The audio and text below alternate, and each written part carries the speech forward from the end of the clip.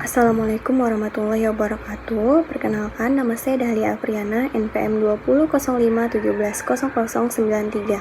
Saya dari kelas 6B Pagi Akuntansi. Nah, di sini saya akan menjelaskan materi saya mengenai sampling audit dalam pengujian substantif.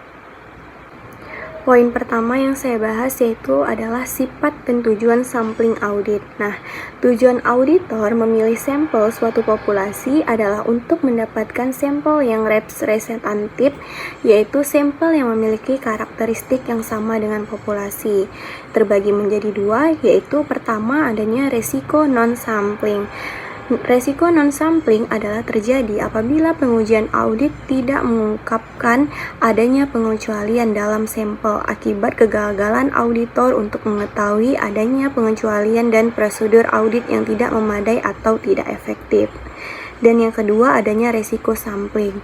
Resiko sampling merupakan bagian yang melekat pada sampling yang disebabkan pengujian yang lebih kecil dari keseluruhan populasi. Nah, adapun cara untuk mengurangi resiko sampling. Yang pertama adanya meningkatkan ukuran sampel. Dan yang kedua adalah menggunakan metode seleksi pos atau unsur sampel dari populasi yang memadai. Poin kedua yang saya bahas yaitu ketidakpastian dari sampling audit. Nah, ketidakpastian dari sampling audit dalam memenuhi standar bahan bukti bahwasanya auditor dipersyaratkan mempunyai dasar yang beralasan untuk menyatakan pendapatnya. Nah, auditor dibenarkan menerima beberapa ketidakpastiannya jika biaya dan waktu yang diperlukan untuk melakukan pengujian data itu 100% dalam pertimbangannya. Lebih besar daripada konsekuensi kemungkinan kesalahan pemberian pendapat auditor dan audit terhadap data sampel semata. Ketidakpastian yang melekat dalam audit sering disebut sebagai resiko audit. Yang kedua juga ada sampling audit menerapkan dua komponen resiko audit. Yang pertama yaitu resiko pengendalian atau control risk, dan yang kedua adalah pengujian rincian resiko. Nah, kita masuk ke poin ketiga yaitu mengenai risiko sampling dan risiko non-sampling audit. Risiko atas penilaian tingkat risiko pengendalian terlalu rendah adalah risiko bahwa penilaian tingkat risiko pengendalian berdasarkan sampel mendukung penilaian tingkat risiko pengendalian yang direncanakan pada saat efektivitas operasi aktual daripada prosedur atau kebijakan struktur pengendalian. Resiko kesalahan penerimaan adalah resiko bahwa sampel mendukung kesimpulan bahwa saldo akun yang dicatat tidak salah saji secara material. Padahal saldo akun tersebut tidak salah saji secara material. Resiko sampling pada pengujian substantif ada dua, yaitu resiko keliru atau menolak dan resiko keliru atau menerima.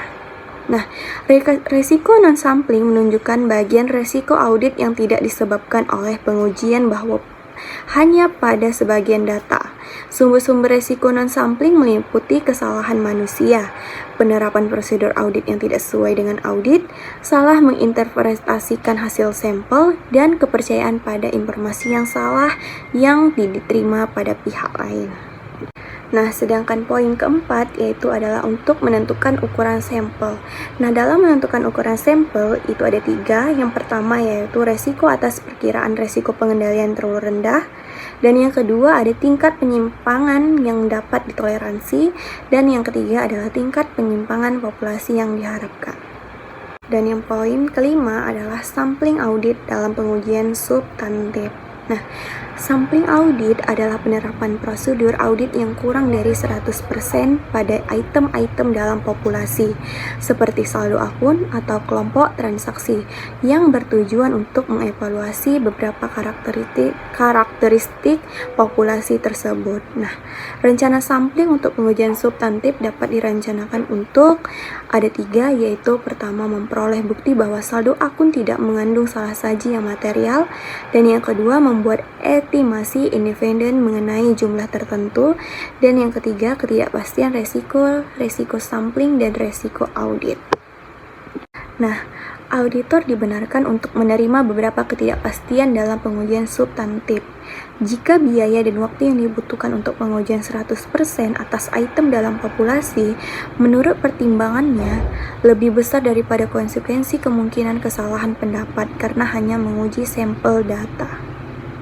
Sekian hasil dari penjelasan saya mengenai sampling audit dalam pengujian substantif. Apabila ada salah kata, saya mohon maaf. Saya tutup dengan wassalamualaikum warahmatullahi wabarakatuh.